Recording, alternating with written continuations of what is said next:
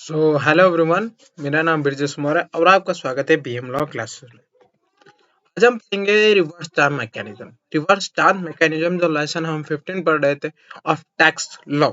तो reverse charge mechanism जैसे हमने पढ़ा कि रिवर्स चार्ज मैकेनिज्म में क्या होता है कि ना कि सप्लायर सप्लायर जीएसटी पे नहीं करता। सप्लायर जो जीएसटी कलेक्ट करता है वो किसको, गवर्नमेंट को पे करता है। मगर रिवर्स चार्ज मैकेनिज्म में क्या होता है कि रिसिपेंट जीएसटी कलेक्ट करता है और गवर्नमेंट को पे करता है। इन द केस ऑफ जहां सप्लायर अनरजिस्टर्ड पर्सन हो, जहां सप्लायर अनरजिस्टर्ड पर्सन हो। सो रिवर्स चार्ज मैकेनिज्म में क्या है कि a registered person who is liable to pay tax under the reverse charge mechanism shall issue an invoice in respect of good or service so received by him from the supplier who is not registered on the date of the receipt of good or both, and he shall issue a payment voucher at the time of the making payment to the supplier. Simple. जब reverse charge mechanism की बात आती है, reverse charge mechanism की बात आती है, who liable to पे tax under the reverse charge mechanism, वो क्या करता है, इशू करता है एक invoice in respect of good service जो रिसीव करा जा रहा है बाय द सप्लायर, जो सप्लायर द्वारा रिसीव करा जा रहा है। और जो रजिस्टर नहीं होता, और जो रजिस्टर नहीं होता वो क्या इशू करता है, issue a payment voucher. Payment voucher जब उसे पेमेंट करना होता है सप्लायर को, पेमेंट करना होता है सप्लायर को, वो क्या इशू करता है, पेमेंट ऑफ वाउचर। मगर वही पर्सन जब रिवर्स चार्ज मैकेनिज्म में जब रजिस्टर्ड पर्सन हो तो वो reverse charge mechanism invoice issue करता है। मगर जब अनरजिस्टर्ड पर्सन हो तो क्या वाउचर, पेमेंट वाउचर इशू करेगा, पेमेंट वाउचर इशू करेगा। Also all GST tax payer are free to design their own invoice format. यहाँ पे कोई भी मैंडेटरी नहीं है कि आप जो इनवॉइस है अकॉर्डिंग टू लॉ ही करें, आप फ्री हैं डिजाइन करने के invoice format. So it is required that certain field as the mention invoice rule incorporate all the invoice a draft sample of the invoice GST INV 1 under the GST is below. अगर बात करा जाए कि आपको confuse हो कि हम कौन सा डिजाइन रखें इनवॉइस का, इनवॉइस फॉर्मेट का, आप जो फॉर्मेट यूज करना है, आपको जो फॉर्मेट यूज करना है वो आप GST INV 01 कर सकते हैं। तो जैसे यहाँ पे फॉर्मेट दे रखा है, ये रहा फॉर्मेट दे रखा है, फॉर्म नंबर GST INV 01। कभी भी इनवॉइस अगर आप कंफ्यूज होते इस फॉर्मेट में आपको जीएसटी का इनवॉइस बनाना है। तो जैसे जीएसटी नंबर देखा, name address serial number, date of invoice दे रखे, डिटेल ऑफ रिसीवर, ठीक है, ये सारी चीजें भरनी होती है। ऐसे होता है हमारा जीएसटी इनवॉइस। तो अब बात करते हैं रिसिप्ट वाउचर का भी इशू करा जाता है। कब करा जाता है receipt voucher? So when an advance payment is received with respect to any supply of good or service or both, a receipt voucher is required to be issued by the registered person. अब यहाँ पे क्या बोला कि जब advance payment, जैसे आप कोई गुड्स खरीदने गए, जब आप गुड्स खरीदने गए, आपको गुड्स कोई सप्लाई करना, सॉरी आपको गुड्स कोई सप्लाई करना है। सप्लाई करने से पहले आपको एक एडवांस पेमेंट हो जाता है, आपको एडवांस पेमेंट हो जाता है उस गुड्स के लिए जो आप सप्लाई करने वाले, जो आप सप्लाई करने वाले। तो जब एडवांस पेमेंट आपको मिलता है तब आप एक रिसिट वाउचर इशू करते हैं। Now further if no supply is made, और जब सप्लाई नहीं बनता है and no tax invoice is issue after the issue of receipt voucher, the said registered person में issue the person who had made the payment a refund voucher against such payment. और अगर हमें advance payment हो गया supply करने के लिए goods के, और हम सप्लाई नहीं कर पाते उस गुड्स के, ना ही टैक्स इनवॉइस इशू कर पाते हैं, टैक्स इनवॉइस इशू कर पाते हैं, तो जो रजिस्टर्ड पर्सन है वो क्या करेगा, रिफंड वाउचर इशू करेगा अगेंस्ट सच पेमेंट, जो रिसिप्ट रिफंड देना पड़ेगा जो उसने एडवांस लिया था। Now credit debit note under the section 2 clause 37, यहाँ पे याद रखना हमारे क्रेडिट नोट का डेफिनेशन क्या दिया। According to section 2 clause 37, credit note means a document issue by the registered person under subsection 1 of section 34। A debit note means a document issue by the registered person under subsection 3 of section 34। ये दोनों अब 34 subsection 1 है, ये क्या बताते हैं अभी बता रहे हैं। यहाँ पे लिया हुआ है where a tax invoice has been issued for the supply of goods also both, and where the taxable value in the invoice is greater than the value of supply। इन्होंने बोला कि अगर हमने जैसे टैक्स इनवॉइस इशू कर दिया, tax invoice issue कर दिया, और टैक्सेबल वैल्यू जितनी भी टैक्सेबल वैल्यू थी इन द वॉइस, वो हमेशा टैक्सेबल वैल्यू ऑफ सप्लाई से ज्यादा है। इसका मतलब मान लिया जाए कि हमारा गुड्स जो है, हमारा जो गुड्स है वो मान लिया जाए कि 20 रुपीज का था, मगर इनवॉइस में क्या दिया हुआ है, इनवॉइस में क्या दिया हुआ है 30 रुपीज। तो हमारा जो टैक्सेबल वैल्यू है उससे ज्यादा दिया हुआ है इनवॉइस में, उससे ज्यादा दिया हुआ है इनवॉइस में। That the tax charged per invoice is greater than the tax payable in respect of the such supply, or where the goods or supply have been returned by the recipient, or where the goods or service have been found to be deficient in the this case he register supply may issue credit note to the recipient। Simple, अगर जब क्या क्या इनमें कुछ situation दे रखे हैं, जैसे जो हमारा वैल्यू है वो ज्यादा हो, इनवॉइस में हमने ज्यादा लिख रखा है जितना टैक्सेबल वैल्यू होनी चाहिए उससे उससे ज्यादा लिख रखा है, और इनवॉइस जो है वो ग्रेटर देन टैक्स पेबल से in respect of such supply, और गुड्स जो सप्लाई कर रहे हैं रिटर्न करा गया बाय द रिसिपेंट, जो रिटर्न करेगा बाय द रिसिपेंट, या फिर गुड्स और service found to be deficient.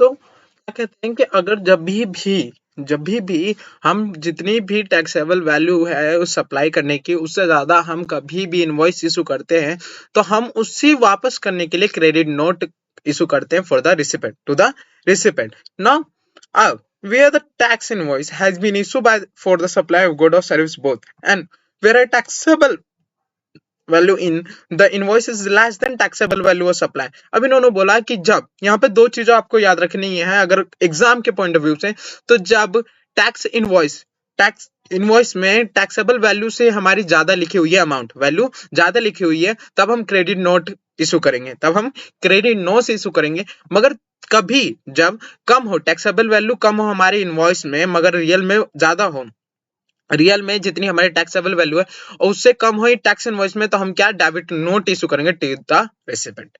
दो चीज हमें याद रखेंगे। Not declaration any registered person who has issue a credit note. अब कोई भी रजिस्टर्ड पर्सन जो क्रेडिट नोट इशू करता है, इसका मतलब हमारी वैल्यू जो है, हमारी वैल्यू है वो ज्यादा दे रखी है इनवॉइस में, वो ज्यादा दे रखी है इनवॉइस में। In relation to supply of goods service और both must be declare detail of such credit note in the return of month during the which such credit note was issue but not later than. अब जब भी credit note issue करा जा रहा है किसी भी रजिस्टर्ड पर्सन द्वारा, जब भी क्रेडिट नोट इशू करा जा रहा है रजिस्टर्ड पर्सन द्वारा, तो आपको जब रिटर्न ऑफ मंथ फाइल करेंगे, जब आप रिटर्न ऑफ मंथ फाइल करेंगे तो उस क्रेडिट नोट के बारे में जरूर बताएंगे, उस क्रेडिट नोट के बारे में जरूर बताएंगे। मगर आपको जो फाइल करना है क्रेडिट नोट के बारे में, क्रेडिट नोट के बारे में, वो September following the end of financial year which was supply was made, या फिर date of furnish the relevant annual return whichever is earlier। ये हमें क्रेडिट नोट के बारे में बताना पड़ेगा। नाउ लिखा कि no reduction in tax liability of supplier shall be permit if the incidence of tax on supply has been passed on the debt to any person, or each person who has issued a debit note in relation to supply of good or service both must declare the detail of debit note in the return of month during the which such debit was issued। The tax liability can be adjusted upon the opportunity। Simple सी बात है, जब आप credit note issue कर रहे हैं तब भी आपको बताना पड़ेगा, डेबिट नोट इशू कर रहे हैं तब भी आपको बताना पड़ेगा ना। अब हम बात करेंगे कुछ रूल की, कि टैक्स इनवॉइस इशू करते टाइम, फिर से हम जब भी इनवॉइस कम बिल इशू करेंगे, टाइम लिमिट, ये सारी चीजें हम टैक्स इनवॉइस से रिलेटेड सारी चीजें पढ़ेंगे रूल के अंदर। तो जो रूल है 46 जो chapter 4th contain rule of tax invoice debit and credit note. अब यहाँ पे कुछ चीजें हमें जो याद रखनी है, यहाँ पे चीज वो है कि कौन से रूल में कौन से इनवॉइस कौन सी डॉक्यूमेंट की बात हो रही है, कौन सी इनवॉइस में कौन से रूल में कौन सी डॉक्यूमेंट की बात हो रही है। जैसे रूल 46 में टैक्स इनवॉइस की बात हो रही है, रूल 46A में invoice cum bill of supply की बात हो रही है, the limit for issue of tax invoice 47 की बात कर रहे हैं, rule 48 manner of issuing invoice की बात कर रहे हैं, बिल ऑफ सप्लाई 49 में, रिसिप्ट वाउचर 15 में, रिफंड वाउचर 51 में, पेमेंट वाउचर 52 में, and revise tax invoice and credit और डेबिट नोट 53 में। ये सारी चीजें जो इनमें मेन है वो हमारा 46 है, राइट, 46A है, ठीक है, फिर 49 है, 15 है, 51 है, 52 है एंड 54 है। ये सारी चीजें जो हमें याद रखनी है कि कौन से रूल में कौन दिया। अब ये भी हमें याद रखना है कि ये चीजें कब इशू करी जाती है, ये सारी चीजें कब इशू करी जाती है, हम ये आगे पढ़ते हैं। तो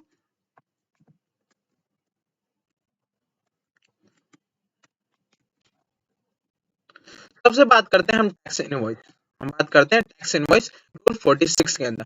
तो subject rule 54 tax invoice refer to in section 31, जैसे बताया गया सेक्शन 13(1) में, be issue by the registered person containing the following particular. जैसा हमने पढ़ रखा है हर एक चीज में, हर जैसे इनवॉइस की बात करेंगे, रिसिप्ट, वाउचर, ये पेमेंट वाउचर, इन सब की बात करेंगे, तो ये चीजें आपको उतनी ध्यान नहीं रखनी, मगर हाँ आपको पता होना चाहिए, एक बार जरूर पढ़ेंगे कि उन सभी चीजों में कोई भी इनवॉइस इशू करे तो क्या क्या चीजें कंटेन होनी चाहिए, क्या क्या चीजें उस इनवॉइस में होनी चाहिए, ये चीज आपको पता होनी चाहिए। तो जैसे इनवॉइस इशू करेंगे तो उनमें नेम, एड्रेस, GSTIN नंबर होना चाहिए of the supply, consecutive serial number in the one और multiple supply, date of issue, name, address, GSTIN, UIN, name, address of recipient, name of address recipient of the delivery, ये सारी चीजें, HSN code, जब exporting की बात करता है, description of good, ये सारी चीजें पता होनी चाहिए। या फिर हम बोले कि इनवॉइस, टैक्स इनवॉइस जब आप इश्यू करें उसमें ये सारी चीजें होनी चाहिए, ये सारी चीजें होनी चाहिए।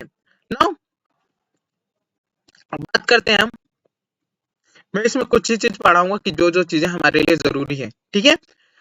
अब इसी में हम बात करेंगे कि why notification number 72 2019 CR date 13 December 2019 which shall come into effect from the 1/4/2020 it has been notified that invoice issued by the registered person। अब इन्होंने कहा कि जो इनवॉइस इशू कराई जाएगी bye the registered person whose aggregate turnover, यहाँ पे ध्यान देना, whose aggregate turnover in the financial year exceed 500 crore, कितना, 500 करोड़ से ज्यादा, 500 करोड़ से ज्यादा जाता है, टू एन अनरजिस्टर्ड पर्सन, किसको सप्लाई कर रहे हैं, टू एन रजिस्टर्ड पर्सन, है रिफर टू B2, किसे, business to commerce, consumer, consumer sale have quick respond QR code. अब जब भी हम इनवॉइस इशू करते हैं और जिसका QR, जिसका एक टर्नओवर है, एग्रीगेट टर्नओवर है, वो कितना हो जा रहा है आपका 500 करोड़, 500 करोड़, तो आप जो इनवॉइस इशू करेंगे वो QR के साथ, QR कोड के साथ इनवॉइस करेंगे। It is further notified that where the registered person make a dynamic QR code available to the receipt through the digital display B2C invoice issued by such registered person contain the cross reference of payment unique dynamic quick export, simple. अब बात करते हैं यहाँ पे aggregate, आपको ध्यान देना है कितना, 500 करोड़, जब होगा तब वो QR कोड में इनवॉइस इशू करेंगे। अब बात करते हैं invoice cum bill of supply according to rule 46A, not with anything contained in rule 46, 49 or 40, 54 where a registered person is supplying taxable as well as exempt good or supply or both to a unregistered person as a single invoice cum bill of supply may be issued to the all such supply। Simple सी बात है, यहाँ पर हम यहाँ ध्यान देंगे कि कोई भी पर्सन, कोई भी रजिस्टर्ड पर्सन जब वो टैक्सेबल सप्लाई के साथ साथ एग्जम्प्टेड गुड्स जिन पे टैक्स नहीं लगता, वो किसी अनरजिस्टर्ड पर्सन को सप्लाई करते हैं तो वो इनवॉइस कम बिल इशू करेंगे। सो यहाँ पे इनवॉइस कम बिल कब इशू करा जाएगा, जब कोई registered person taxable as well as exempted goods और सर्विस और बोथ टू सप्लाई करेगा टू द अनरजिस्टर्ड पर्सन, तब हम invoice cum bill of supply issue करेंगे according to rule 46। Now time limit of the issuing tax invoice, time limit for the issuing tax invoice according to rule 47, the invoice referred to in rule 46 in case of taxable supply of service shall be issued within a period of 30 days from the date of the supply of service। Simple इसमें बताया गया है कि 30 दिन के अंदर आपको क्या इनवॉइस इशू कर देना है, इनवॉइस इशू कर देना from the date of supply of service. मगर जब बात आती है फाइनेंशियल, जैसे बैंकिंग, ठीक है, service in issuer or where the supply of service is in issuer, banking company, financial institution including a non-banking financial company, the period which the invoice or document is live thereof issue shall be 45 days from the date of supply। अगर इन दोनों की बात करें, banking company, financial institution, non banking financial company, इन सबको छोड़ के और कोई भी सप्लाई कर रहा सर्विस को, तो उसे 30 दिन के अंदर आपको इनवॉइस इशू कर देना। मगर बात करते हैं बैंकिंग कंपनी की, फिर ईश्वर या फिर financial institution, non banking finance company, जो इनवॉइस इशू करना है 45 डे के अंदर इन्हें इनवॉइस इशू कर देना है according to 47 rule 47। Manner of issue, अब इन्होंने बताया कि किन तरीके से हम इशू इनवॉइस कर सकते हैं। 3 तरीके से करा जाता है। पहला करा जाएगा द ओरिजिनल कॉपी, यहाँ पे लिखा हुआ है shall be triplicate in the case of supply of goods in the following manner. 3 triplicate में होना चाहिए। Prepare in the triplicate 3 copy होनी चाहिए कभी भी इनवॉइस की जब हम गुड सप्लाई कर रहे हैं। जब हम गुड सप्लाई कर रहे हैं, original for the recipient, duplicate for the transporter और third for the supplier. Third for the supplier. अब यहाँ पे बात करते हैं जब हम सप्लाई करें किसी सर्विस की, हम क्या होना, दो होनी चाहिए। पहला रिसिपेंट के लिए, दूसरा जो होना चाहिए सप्लाई के लिए, दूसरा होना चाहिए सप्लाई का। इनवॉइस का हमने पढ़ा जीएसटीआर 1 में हम इनवॉइस इशू करते हैं ना। अब इनवॉइसिंग क्या होती है? इनवॉइसिंग इसका मतलब इलेक्ट्रॉनिक इनवॉइसिंग। इलेक्ट्रॉनिक इनवॉइस यहाँ पे लिखा है electronic invoice is a system in the which all business to business. कब हम जब बिजनेस की बात करते हैं, बिजनेस से कंज्यूमर नहीं, बिजनेस की बात कर रहे हैं। कहाँ बिजनेस की बात कर रहे हैं। Then are electronical upload authenticated by the register portal. हम जब भी हम बिजनेस टू बिजनेस के इनवॉइस इशू करेंगे तो हम इलेक्ट्रॉनिक इनवॉइस इशू करेंगे, उसे अपलोड कर देंगे authentic by the designated portal. Now previously invoice generated by the different software looked similar to the human, but computer system can't understand it fully. So e-business user can understand them. The invoice has done with the shortcoming. GST e-invoice is the introduction of digital invoice for a good and service provided by business firm generated at the government GST portal. अब registered person whose, अब किन्हें invoice जो electronic invoice होती है उसी issue करने की जरूरत होती है? तो कोई भी रजिस्टर्ड पर्सन जिनका एग्रीगेट टर्नओवर 500 करोड़ से ज्यादा हो। क्या 500 करोड़ से उनका एग्रीगेट टर्नओवर ज्यादा है, shall prepare electronic invoice and same will be mandatory from the 1st October 2020। इन्होंने कहा कि इनवॉइस जो है इलेक्ट्रॉनिक इनवॉइस इशू करेंगे कब से? जब उनका एग्रीगेट टर्नओवर 500 करोड़ से ज्यादा हो, तब वो इलेक्ट्रॉनिक इनवॉइस इशू करेंगे। अब वो कब से हुआ? 1st October 2020 से। नो, मैं बात करूंगा बिल ऑफ सप्लाई की। बिल ऑफ सप्लाई दिया हुआ है। Bill of supply refer to clause C of subsection 3 of supply shall be issue by the supply content of the following detail. अब ये सारी डिटेल होनी चाहिए एक बिल ऑफ सप्लाई में। बिल ऑफ सप्लाई इशू करा जाता है जब हम सेक्शन 10 की बात करते हैं, कंपोजिशन लेवी में बिल ऑफ सप्लाई इशू करा जाता है। जब कंपोजिशन लेवी में कोई भी अगर गुड सप्लाई कर रहे हैं तो उसके इनवॉइस जब बिल ऑफ सप्लाई इशू करा जाता है, जैसा हमने कहा था सेक्शन 10 के अंदर। अब रिसीट वाउचर तो रिसीट वाउचर में भी ये सारी चीजें होनी चाहिए, provide that where the time of receipt of advance. जैसे रिसीट वाउचर हमने पढ़ा था कि जब एडवांस हमें मिल रहा है, before the supply of good, तब हमें रिसीट वाउचर इशू करा जाता है। तो receipt voucher rate tax be not determined, the tax shall be paid at the rate of 18%। जब यहाँ पे लिखा हुआ है provide that where the time of receipt of advance, जब हम एडवांस रिसिप्ट कर रहे हैं तो हमारा जो रेट ऑफ टैक्स होगा अगर डिटरमाइन नहीं हुआ कि कितना टैक्स पे करना है तो हम 18% लगाएंगे। मगर the nature of supply is not determined, मगर अब हमें नेचर ऑफ सप्लाई भी नहीं पता है कि नेचर ऑफ सप्लाई क्या है। तो sale shall be treated inter state supply, इसका मतलब दो शहरों के बीच करा जा रहा है। हमें नहीं पता ये कौन सा नेचर है सप्लाई का, तो हम क्या करेंगे इंटर स्टेट सप्लाई का रेट लगाएंगे, और जो रेट होगा अगर डिटरमाइन नहीं है तो हम 18% लगाएंगे रिसीट वाउचर में जब हमें एडवांस मिलता है। रिफंड वाउचर जैसा हमने पढ़ा कि जब हम सप्लाई गुड्स नहीं कर पाते एडवांस के अगेन तो हम रिफंड वाउचर इशू करते किसको? To the recipient. तो ये रिसिप्ट वाउचर होता है अकॉर्डिंग टू रूल 51 और ये सारी चीजें लिखी होनी चाहिए उस रिसिप्ट वाउचर में। पेमेंट वाउचर जब हमें पेमेंट करना होता है तब हम पेमेंट वाउचर का यूज करते हैं, और ये सारी चीजें उस पेमेंट वाउचर में होनी चाहिए। Revise tax invoice and credit और डेबिट नोट। रिवाइज अगर हम जब एक्सेस या सारी पेमेंट कर देते हैं हम तो दोबारा बोलते हैं कि हमारे टैक्स इनवॉइस इशू करी जाए, हमारे एडवांस लेने के बाद या फिर पेमेंट वाउचर के बाद ये सारी चीजें अगर कोई गलती हो जाती है, एक्सपेरिमेंट हो जाता है, रिवाइज इशू इनवॉइस टैक्स ये सारी चीजें इशू करी जाती है। तो यहाँ पे दिया हुआ है provide for that in case of inter state supply where the value of supply does not exceed 2,50,000 rupees. जब भी अगर कोई भी इंटर स्टेट सप्लाई हो रहा है, दो शहरों के बीच सप्लाई हो रहा है, where the value of supply 2,50,000 से ज्यादा नहीं है, 2 लाख 4,000 से ज्यादा नहीं। A consolidated revised invoice may be issued separately in the respect of all recipients located in state who are not registered under the act. Now बात करेंगे टैक्स इनवॉइस इन special cases. कोई ऐसे केसेस होते हैं जहां टैक्स इनवॉइस इशू अलग से करे जाते हैं, जैसे input service distributor invoice issue करते हैं, वो स्पेशल केस के लिए होता है।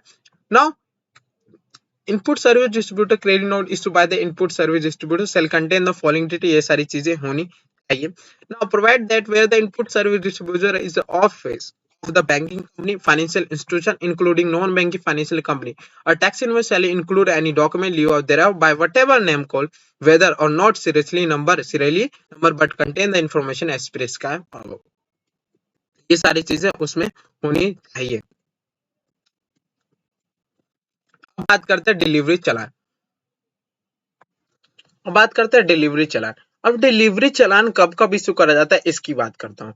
The few situation where the delivery challan serial number should be issue instead of invoice issue ना करने की जगह हम डिलीवरी चालान इशू करते हैं। Such situation as supply of liquid gas, जब आपके घर एलपीजी आती है तब डिलीवरी चालान इशू करा जाता है, इनवॉइस नहीं होता।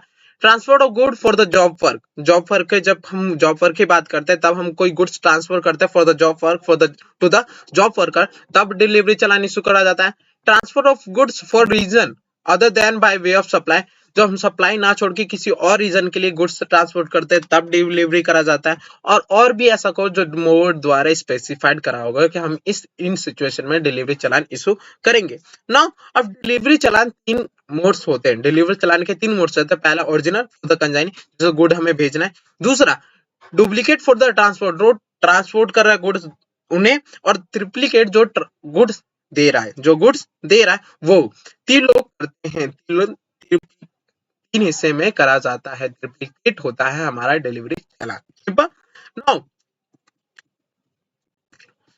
अब बात करते हैं अकाउंट एंड रिकॉर्ड में इसमें भी कुछ चीजें हम याद करेंगे जो मैंने रेड कलर से टिक लगाई, वो हमारे लिए बहुत जरूरी है, वो हमें याद करना है। सो यहाँ पे बता रखा है सेक्शन 35 से स्टार्ट करते हैं। यूं बताया कि असेसमेंट इन जीएसटी, जब भी आप असेसमेंट करते हैं इन जीएसटी में, subsequently focus around the self assessment. Every taxpayer there is expected to self-assess the liability, file the return and pay the tax by the 20th following of the month. Simple, इन्होंने बोला कि आपको हर महीने 20 तारीख को आपको file करना है, फाइल द रिटर्न एंड पे द टैक्स जो गवर्नमेंट को आपको पे करना है हर महीने क्या 20 तारीख को, हर महीने का 20 तारीख। ये चीज प्लेस ऑफ द मेंटेनेंस आपको कहाँ रखना है। Every registered person shall maintain the book of account in the his principal place of business and where the more than one place of business is specified in the certificate of register at every such place to. Simple सी बात है, इन्होंने कहा कि आपको जो return भर रहा है, फाइल द रिटर्न कर रहे हैं, पे कर रहे हैं टैक्स, उन सब के जितने भी मेंटेन बुक ऑफ अकाउंट है, आपको प्रिंसिपल प्लेस ऑफ बिजनेस में रखने, या फिर आपका एक से ज्यादा प्लेस ऑफ बिजनेस है तो स्पेसिफाई करा होगा सर्टिफिकेट ऑफ रजिस्ट्रेशन में, वहां आप रखेंगे। नाउ ऑडिट रिक्वायरमेंट, अब हमें अपनी जो बुक ऑफ अकाउंट स्टेटमेंट है, अब हमें उन्हें ऑडिट करवाने की जरूरत होती है बाय द चार्टर्ड अकाउंटेंट और cost accountant. So according to section 35 subsection 5 of the Central Good and Service Tax Act 2017 also mandate that every registered person must get his accounted audited by the chartered accountant or cost accountant if his aggregate turnover during the financial year exceeding 2 crore. कितना, अगर किसी भी person की जो financial जो aggregate turnover है financial year में 2 करोड़ से ज्यादा चली जाती है तो उन्हें ऑडिट करवानी है according to section 35 section 5।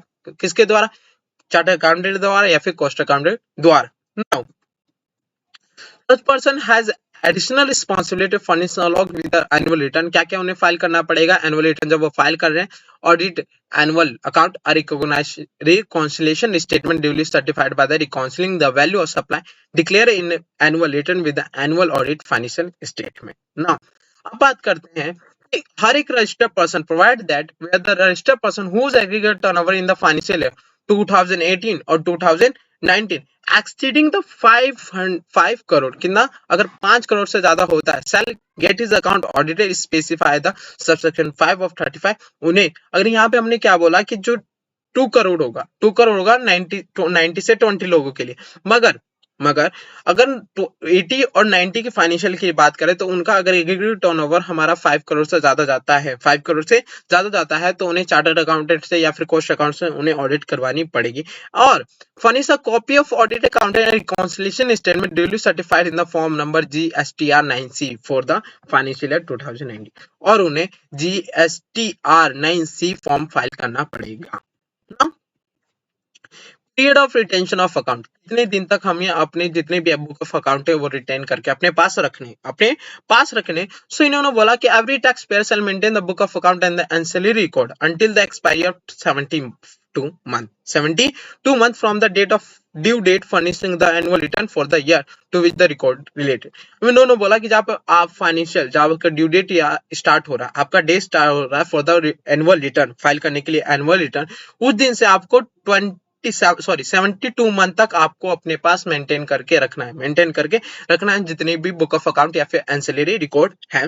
Now however registered person who is partly to appeal and any other proceeding before any authority tribunal shall have the maintain the account and audit book record and pertaining to matter of such appeal for the minimum of period 1 year after the disposal of such appeal revise the such case। अब इन्होंने कहा कि कोई भी registered person है या फिर किसी ने अपील करा है कोई भी प्रोसीडिंग या बिफोर द कोई भी अथॉरिटी या फिर ट्रिब्यूनल के, उनके पास मेंटेन ऑफ अकाउंट रिकॉर्ड इन सब से सारी चीजें रिलेटेड है, और वही अपील जो मिनिमम होगा, जो अपील करा जाएगा, जिस मैटर से रिलेटेड अपील होगा, वो जितनी भी डॉक्यूमेंट है वो 1 साल तक, जब से आपको रिवीजन या फिर अपील घोषित करा गया तब से आपको 1 साल तक रखना है उन सारी चीजों।